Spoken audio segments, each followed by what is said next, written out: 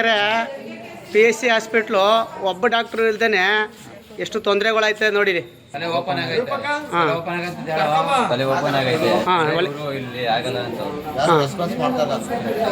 ಅರಕೆರೆ ಆಸ್ಪತ್ರೆಯಲ್ಲಿ ವೈದ್ಯರಿಲ್ಲದೆ ರೋಗಿಗಳ ಪರದಾಟ. ರಾತ್ರಿ ಪಾಳಿಯಲ್ಲಿ ನರ್ಸ್ಗಳು, ವೈದ್ಯರ ನಿಯೋಜನೆಗೆ ಜನತೆ ಒತ್ತಾಯ. ಶ್ರೀರಂಗಪಟ್ಟಣ ಕ್ಷೇತ್ರದ ಶಾಸಕ ರಮೇಶ್ ಬಾಬು ಬಂಡಿಸಿದ್ದೇಗೌಡ ಅವರು ತಮ್ಮ ಗ್ರಾಮವಾದ ಅರಕೆರೆ ಸಮುದಾಯ ಆರೋಗ್ಯ ಕೇಂದ್ರಕ್ಕೆ 24x7 ಹೆಸರಿಗೆ ಸೌಲಭ್ಯ ಕಲ್ಪಿಸಿದ್ದಾರೆ.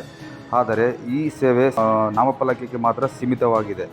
ವಾಸ್ತವದಲ್ಲಿ ಈ ಆರೋಗ್ಯ ಕೇಂದ್ರದಲ್ಲಿ ವೈದ್ಯರ ವಸತಿ ಗೃಹವಿದ್ದರೂ ಸಂಜೆ 5 ಗಂಟೆಯ ನಂತರ ವೈದ್ಯರು ಹಾಗೂ ಹಿರಿಯ ಶುಶ್ರೂಷಕಿಯರು ಲಭ್ಯವಿರುವುದಿಲ್ಲ. ಒಬ್ಬರು ಶುಶ್ರೂಷಕಿ ಮಾತ್ರ ಇದ್ದು ತುರ್ತು ಚಿಕಿತ್ಸೆ ಹೆರಿಗೆಗೆ ಬರುವ ಮಹಿಳೆಯರು ಆರೋಗ್ಯ ಕೇಂದ್ರದಲ್ಲಿ ವೈದ್ಯರಿಲ್ಲದೆ ದೂರದ ಆಸ್ಪತ್ರೆಗೆ ಅಲೆದಾಡುವಂತಾಗಿದೆ.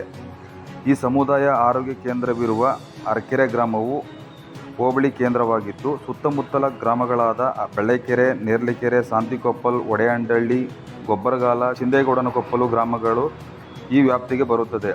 ಈ ಗ್ರಾಮಗಳು ಜನರು ಚಿಕಿತ್ಸೆಗೆ ಪಡೆದುಕೊಳ್ಳಲು ಅರಕೆರೆ ಸಮುದಾಯ ಆರೋಗ್ಯ ಕೇಂದ್ರಕ್ಕೆ ಬರುತ್ತಾರೆ.